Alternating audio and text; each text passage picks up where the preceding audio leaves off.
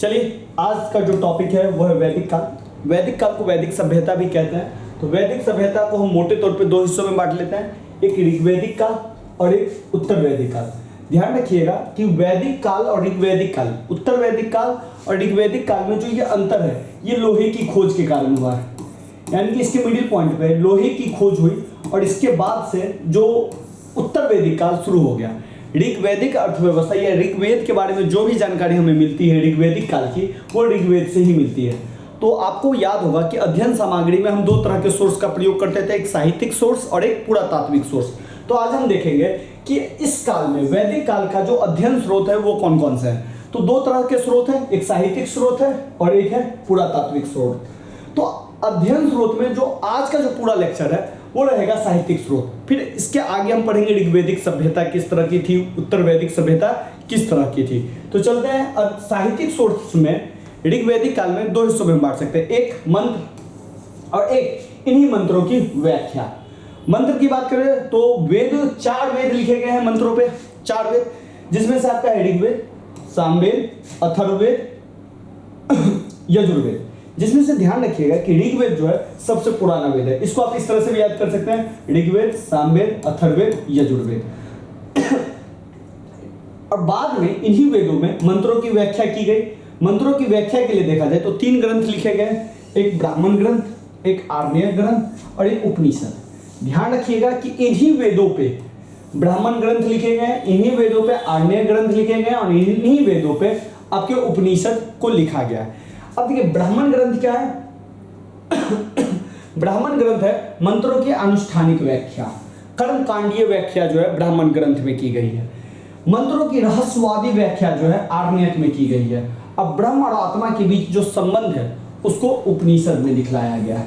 तो ध्यान रखिएगा कि जितने भी वेद हैं, 4 वेद है, उन 4 वेदों में जो मंत्र है उन्हीं की व्याख्या ब्राह्मण, आर्णयक और उपनिषद के माध्यम से की गई है। अब हम वेद के बारे में देख लेते हैं डिटेल से, क्योंकि एग्जाम ओरिएंटेड है, बहुत सारा क्वेश्चन इन वेदों से बनता है। तो सबसे पहले ऋग्वेद देख लेते हैं। सबसे प्राचीन कृति मानी जाती है और सबसे वेदों में सबसे पुराना वेद भी है।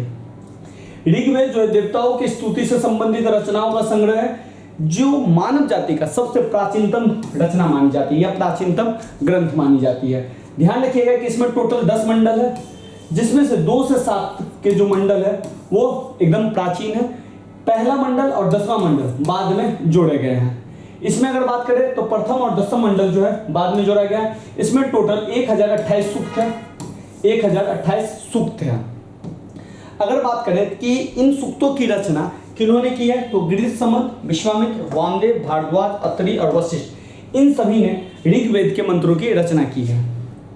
मंत्र रचयिताओं में स्त्रियों के भी नाम मिलते हैं जो कि बहुत ही इंपॉर्टेंट है, और इनमें स्त्रियों में है लोपामुद्रा, घोषा, सची, पोलोमी और कक्षावृति। ध्यान रखिएगा कि स्त्रियों की इस समय दशा बहुत ही अच्छी थी, उन्हें अध्ययन कराने का अवसर मिलता था। विद्वानों के अनुसार, अगर विद्वानों के अनुसार देखें तो ऋग्वेद की जो रचना है वो पंजाब के क्षेत्र में हुई है। अब देखिए सभ्यता का जो विकास है, अब देखिएगा पहले एकदम यहाँ पे था, हड़प्पा सभ्यता है यहाँ पे, फिर ये पंजाब में। जैसे जैसे सभ्यता विकसित होगा वो पूर्व की ओर और फिर बाद में इधर की ओर आएगा।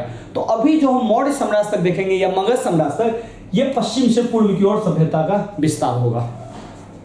अच्छा ये भी ध्यान रखिएगा कि ऋग्वेद का जो पाठ करते थे जो ब्राह्मण, उसे होत्री कहा जाता था। ऋचाओं का जो पाठ करते थे उन्हें हम होत्री बोलते थे। तो ये भी ध्यान रखिएगा। नेक्स्ट चलते हैं सामवेद। अच्छा एक लाइन और है, अस्तु मा सद्गमय। यह वाक्य भी आपको ऋग्वेद से ही उठाया गया है। सामवेद से चलने से पहले कुछ टॉपिक्स देख लेते हैं कि ऋग्वेद के 10 मंडल है, उसमें से जो 2 से 7 मंडल जो एकदम प्राचीन है उनके रचयिताओं के बारे में देख लेते हैं। द्वितीय मंडल के रचयिता है गृहसमद।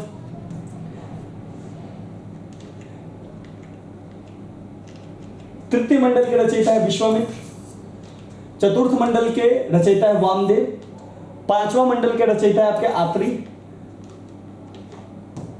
6ठा मंडल के है भारद्वाज और 7वां मंडल के है आपके वशिष्ठ और 8वें मंडल के है कन्नव और अंगिरा। जिसमें से ध्यान रखिएगा कि 2 से 7 तक जो है ये एकदम प्राचीन है, और बाद के जो भी मंडल चाहे वो पहला और 10वां तो एकदम बाद में जोड़ा गया, और 9वां और 8वां भी बाद में जोड़ा गया। अब तो सामवेद के बारे में जान लेते हैं। देखिए सामवेद कुछ नहीं है, ऋग्वेद में जो मंत्र है उनको गायन फॉर्म में लिखा गया है, गायन फॉर्म में लिखा गया है। और इसका जो भी मंत्र है या जो गायन फॉर्म में जो लिखा गया है वो अधिकांश मंत्र या बोले तो 90% मंत्र जो है वो ऋग्वेद से ही लिया गया है। तो साम का अर्थ गान से है। यज्ञ के अवसर पर देवताओं का स्तुति करते हुए सामवेद की ऋचाओं का ज्ञान करने वाले ब्राह्मण को उद्गात्री कहा जाता था। तो ध्यान रखिएगा, इन्हें होत्री कहा जाता था, उन्हें उद्गात्री बोला जाता था। सामवेद में कुल 1810 ऋचाएं, इनमें से अधिकांश जो है ऋग्वेदिक ऋचाओं की ही पुनरावृत्ति है। ऋग्वेद की ही ऋचाओं को यहाँ पे उठा के डाल दिया गया है। 78 ऋचाएं नई या मौलिक है जो ऋग्वेद से मेल नहीं खाती है। सामवेद को आगे हम 3 शाखाओं में भी बांट सकते हैं और ये शाखाएं कोथुम, रानायनीय, जेमिनीय। अब आ जाते हैं अथर्ववेद। अथर्ववेद जो है, अथर्ववेद की रचना अथर्वा ऋषि ने की थी। इसकी 2 शाखाएं शौनक और पिपला। ध्यान रखिएगा कि अथर्ववेद जो है जादू टोने अंधविश्वास से जुड़ा हुआ ग्रंथ भी माना जाता है। अथर्ववेद जो है 20 अध्यायों में संगठित है। इसमें 731 सूक्त और 6000 के लगभग मंत्र हैं। इसमें रोग निवारण, राजभक्ति, विवाह, प्रणय, गीत, मारण, उच्चारण, मोहन आदि के मंत्र, भूत प्रेतों, अंधविश्वासों का उल्लेख है। और डायरेक्ट क्वेश्चन आता है अंधविश्वासों का उल्लेख कहां पे है, तो ये अथर्ववेद में, गायन सामवेद में। अथर्ववेद में विभिन्न राज्यों का भी वर्णन प्राप्त होता है उस समय के राज्य, जिसमें कुरु प्रमुख है। आगे हम पढ़ेंगे 16 महाजनपद, तो उसमें आपको ये सब मिल जाएगा। इसमें परीक्षित को कुरुओं का राजा कहा गया और कुरु देश की समृद्धि का वर्णन करता है। अब आते हैं थोड़ा यजुर्वेद। यजुर्वेद जो है यज्ञ के बारे में है, तो ये भी थोड़ा सा ध्यान रखिएगा। यजु का अर्थ होता है यज्ञ। यजुर्वेद में अनेक प्रकार की यज्ञ विधियों का वर्णन किया गया है। इसे अर्धवेद भी कहा जाता है और यह वेद जो है 2 भागों में भी विभक्त है। पहले भाग को हम कृष्ण यजुर्वेद बोलते हैं, दूसरे भाग को शुक्ल यजुर्वेद बोलते हैं। कृष्ण यजुर्वेद को अब आगे 4 शाखाओं में भी बांट सकते हैं, काठक, कपिंठल, मैत्रियानी और तैत्तिरीय। यजुर्वेद की 5वीं शाखा को वाजसेनेयी कहा जाता है, जिसे शुक्ल यजुर्वेद के अंतर्गत रखा गया है। तो ध्यान रखिएगा यजुर्वेद के 5 शाखा है। पहला कृष्ण यजुर्वेद के अंतर्गत 4 शाखा है और शुक्ल यजुर्वेद के अंतर्गत 1 शाखा है। तो टोटल 5 शाखाएं है इनके। यजुर्वेद कर्म कांड प्रधान है। इसका पाठ करने वाले ब्राह्मणों को अर्धवयु कहा गया है। अब आ जाते हैं थोड़ा अध्ययन सोर्स में। हमने मंत्रों के बारे में देख लिया, वेदों के बारे में 4 वेद, ऋग्वेद मंत्र सबसे पुराना ग्रंथ। इसके बाद हमने देखा सामवेद, ऋग्वेद से उठा के सारे मंत्र लाए गए हैं, कुछ मंत्र मौलिक है। इसके बाद हमने देखा अथर्ववेद। अथर्ववेद में हमने ये देखा कि ये अंधविश्वास से जुड़ा हुआ है, भूत प्रेत की बात की गई है। और इसके बाद हमने देखा यजुर्वेद। यजुर्वेद में हमने देखा यज्ञ के बारे में इसमें लिखा गया। अब देख लेते हैं ये जो मंत्र है, मंत्रों के रूप है, इनकी व्याख्या इनके माध्यम से की गई है। तो इनके ही बारे में देख लेते हैं। ब्राह्मण ग्रंथ के बारे में पहले देख लेते हैं। ब्राह्मण ग्रंथ वैदिक संहिताओं के कर्म कांड की व्याख्या के लिए ब्राह्मण ग्रंथों की रचना हुई है। तो ब्राह्मण के लिए मैंने बताया था कि वैदिक जो मंत्र है उसकी अनुष्ठानिक या कर्म कांडीय व्याख्या ब्राह्मण में की गई है। इनके अधिकांश भाग गद्य रूप में है।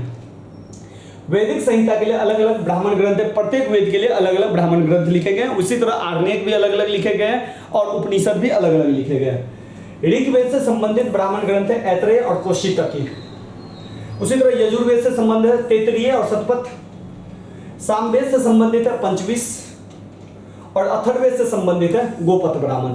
इसी तरह ब्राह्मणों ग्रंथ से हमें परीक्षित के बाद तथा बिंबिसार के पूर्व की घटनाओं का वर्णन प्राप्त होता है, जो आपको हिस्ट्री को कनेक्टिंग करने में मदद करेगा। ऐतरेय ब्राह्मण में राज्य अभिषेक कैसे होता है उसके बारे में भी जानकारी आपको मिलती है। अब देख लेते हैं ब्राह्मण ग्रंथ के बाद आर्णयक।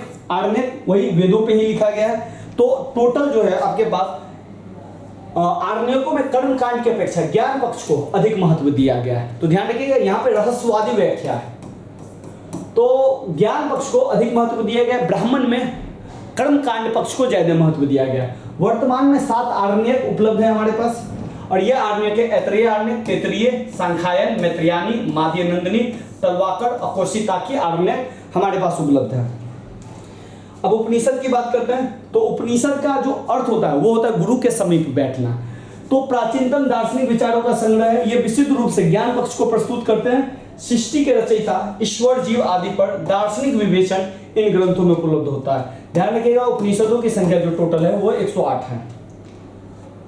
अपनी सर्वश्रेष्ठ शिक्षा के रूप में उपनिषद हमें यह बताते हैं कि जीवन का उद्देश्य मनुष्य की आत्मा का विश्व की आत्मा से मिलना है।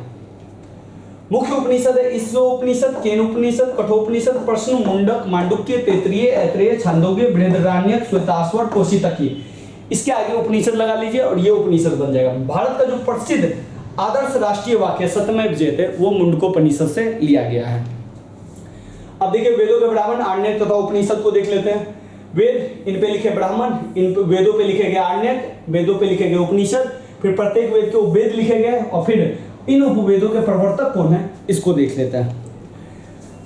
ऋग्वेद पे जो ब्राह्मण लिखे गए ऐतरेय ब्राह्मण, कौशितकी ब्राह्मण, आरण्यक है ऐतरेय, कौशितकी उपनिषद है, ऐतरेय उपनिषद, कौशितकी उपनिषद। ऋग्वेद पे जो उपवेद लिखा गया है वो आयुर्वेद लिखा है प्रजापति ने। सामवेद की बात करें तो इनमें पंचविश, तांडे, षटविश और जैमिनीय ब्राह्मण लिखे गए हैं और छांदोग्य, जैमिनीय, आरण्यक लिखे गए हैं सामवेद पे। उपनिषद की बात करें छांदोग्य उपनिषद और केनोपनिषद सामवेद पे लिखे गए। इनके जो उपवेद है वो गंधर्व वेद है जो नारद ने लिखा है। यजुर्वेद की बात करें तो तैत्तिरीय ब्राह्मण और शतपथ ब्राह्मण यजुर्वेद पे ब्राह्मण लिखा है। आरण्यक की बात करें तो यजुर्वेद का जो आरण्यक है वो बृहदारण्यक है और तैत्तिरीय आरण्यक है। अगर हम यजुर्वेद की उपनिषद की बात करें तो कुछ है श्वेताश्वतरोपनिषद, बृहदारण्यक उपनिषद, ईशोपनिषद, मैत्रेयी उपनिषद, कठोपनिषद, तैत्तिरीय उपनिषद। और जो यजुर्वेद पे जो आपके उपवेद लिखे गए हैं वो है धनुर्वेद जो नौ को विश्वामित्र ने लिखा है। अथर्ववेद की बात करें तो गोपद ब्राह्मण लिखा गया। अथर्ववेद पे जो उपनिषद है वो मुंडकोपनिषद है, प्रश्नोपनिषद है, मांडुक्योपनिषद है। इनका जो उपवेद है शिल्पवेद है और इसकी जो रचना की है वो विश्वकर्मा ने की है। तो आज के लिए इतना ही रखते हैं। अगर सेशन अच्छा लगा, इन्फॉर्मेटिव लगा तो लाइक कीजिए, कमेंट करके बताइए और शेयर कीजिए अपने दोस्तों को।